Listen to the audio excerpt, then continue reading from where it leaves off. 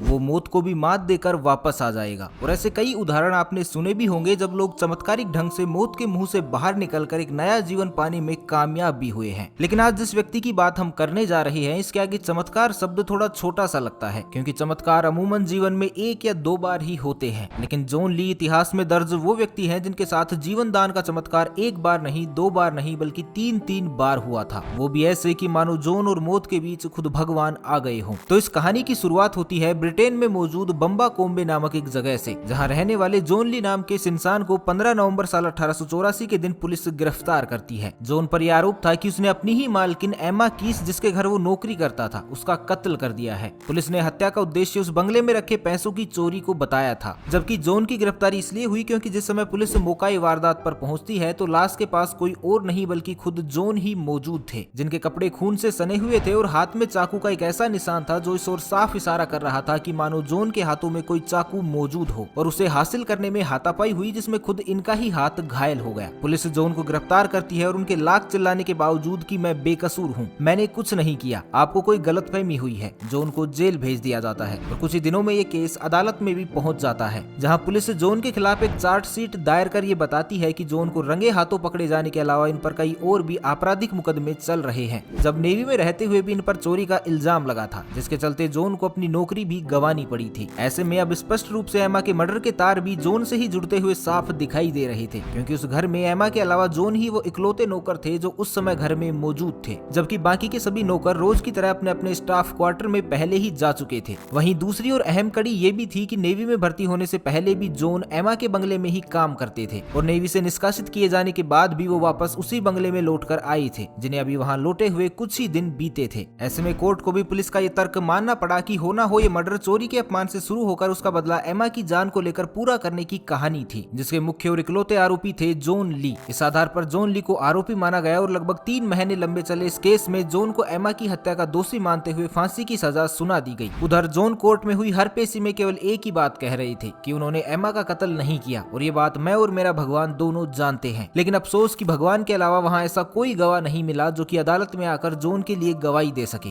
जज के सामने हर पेशी में जॉन रोते बिलखते और गिड़गिड़ाते हुए कहते कि वो बेकसूर हैं, उन्हें बरी किया जाए। लेकिन जॉन ये नहीं जानते थे कि कानून सबूत मांगता है, फिर चाहे वो सच्चा हो या झूठा, जिसके अभाव में आखिरकार 23 फरवरी साल 1885 को वो दिन भी आ गया जब जॉन को एक्सेटर जेल में फांसी दी जानी थी, और इसकी जिम्मेदारी एक्सेटर जेल के जल्लाद जेम्स बेरी की थी। फांसी की सजा मिले आज तीसरा दिन था, और इन तीनों दिनों में जॉन कई बार पहले ही ये सोच कर मर चुके थे कि काश कोई सबूत मिल जाता जिससे उनकी जान बच जाती। लेकिन फांसी के फंदे के ठीक सामने जॉन कहीं ना कहीं ये भी मान चुके थे कि अब उनकी जान कोई चमत्कार ही बचा सकता है, जिसका होना लगभग नामुमकिन ही लग रहा था, क्योंकि जल्लाद जेम्स बेरी ने फांसी के सभी इंतजाम अच्छे से पहले ही जांच लिए थे, जहां सभी चीजें सही से काम कर रही थी। जॉन की फांसी का इशारा मिलते ही उन्हें तख्ते पर लाया गया और सर पर काला कपड़ा पहनाया गया, गले में फंदा डाल उन्हें तख्ते पर खड़ा रहने के लिए छोड़ दिया गया। फिर जैसे ही जज ने जेम्स को इशारा किया तो जल्लाद जेम्स ने हैंडल खींच लिया ताकि तख्ता खुल जाए और फांसी लगने से जॉन की मृत्यु हो जाए। लेकिन फिर वो हुआ जिसे हम और आप लोग चमत्कार कहते हैं, क्योंकि जेम्स ने जैसे ही हैंडल खींचा तो तख्ता खुला ही नहीं। ये देख सभी हैरान रह गए। जेम्स ने बहुत कोशिश की कि वो तख्ता खुल जाए, लेकिन वो खुला ही नहीं, जिसके चलते जॉन की फांसी उस दिन चमत्कारिक रूप से रुक गई। और जब फांसी नहीं हुई तो जज ने इसे अगले दिन के लिए टाल दिया।